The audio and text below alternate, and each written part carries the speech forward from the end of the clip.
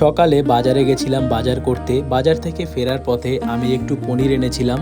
আমরা আজকে বানাবো পনিরের রেসিপি, তো তার জন্য আমি কিছু পটল নিয়েছিলাম। নমস্কার, আমি সৌমেন সরকার। আমাদের একটি নতুন ব্লগে তোমাদের সবাইকে স্বাগত।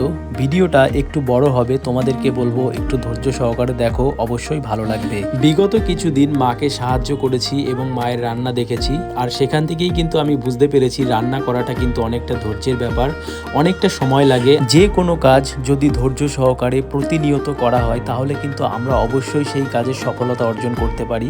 তো সবাইকেই বলবো একটু ধৈর্য ধরো, ধৈর্য ধরে নিজের কাজ কন্টিনিউ করতে থাকো, দেখবে একদিন অবশ্যই সফলতা পাবে।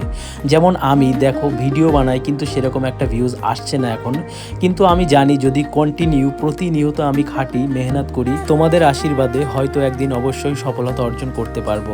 আর এখানে দেখো কথা বলতে বলতে আমার সবজি কাটা কমপ্লিট হয়ে গেছে। তারপরে আমি সবজিগুলোকে ভালো করে ধুয়ে নিয়েছিলাম। আর আমি যে পনিরটা আজকে এনেছিলাম সেটা অতটাও ভালো ছিল না, কারণ হালকা হালকা কিরকম একটু গন্ধ হয়ে গেছিল। তো আমি ফ্রিজে রেখে দিয়েছিলাম, তারপরে দেখলাম অনেকটা শক্ত টাইপ হয়ে গেছে। তো এরপরে একটু হাতে বাড়ি দিয়ে কাটছিলাম। তো পনির কাটা সম্পূর্ণ হলে মা আলুগুলোকে ভাজছিল, ভাজা সম্পূর্ণ হলে আলুগুলোকে নামিয়ে নেওয়া হয়েছে। তারপরে কেটে রাখা যে পটলগুলো ছিল সেগুলো একে একে ভেজে নিয়েছে। ভাজা সম্পূর্ণ হলে সেম পদ্ধতিতেই নামিয়ে নিয়েছে। তারপরে পনিরের মধ্যে একটু লবণ হলুদ দিয়ে পনিরগুলোকে ভালো করে মাখিয়ে নেওয়া হয়েছে। তারপরে কড়াইয়ের মধ্যে পরিমাণ মতন তেল দিয়ে পনিরগুলোকে একে একে ভেজে নেওয়া হচ্ছিল। আসলে মা দেখলাম এরকমভাবেই পনির রান্না করে, আগেও একবার এনেছিলাম এরকমভাবেই করা হয়েছে, তবে বেশ ভালো হয়েছিল। কড়াইয়ের মধ্যে করে রাখা মশলা, পরিমাণ মতন লবণ হলুদ এবং স্বাদের জন্য একটু চিনি দিয়ে ভালো করে নাড়াচাড়া করে যে সবজিগুলো ভেজে রাখা হয়েছিল সেগুলো দিয়ে দেওয়া হয়েছে।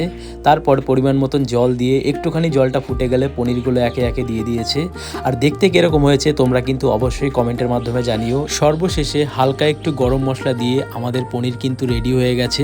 এরপর স্নান করে আমি আমার খাবারটা বেড়ে নিয়েছিলাম। এই যে দেখো, ভিডিওটা যদি ভালো লাগে তাহলে একটা লাইক করো, চ্যানেলে নতুন হলে চ্যানেলটিকে কিন্তু অবশ্যই সাবস্ক্রাইব করো। দেখা হচ্ছে পরের ভিডিওতে, বাই।